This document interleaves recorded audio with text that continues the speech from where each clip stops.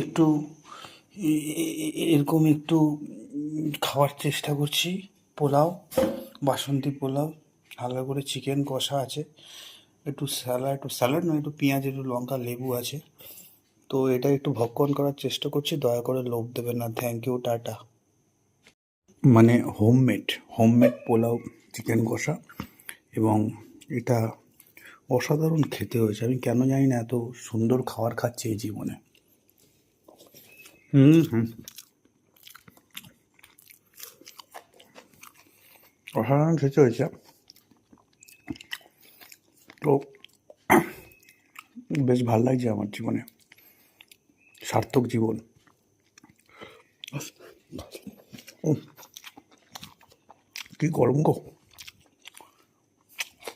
যাই হোক, ভালো করে খাই, পরে কথা হবে। টাটা।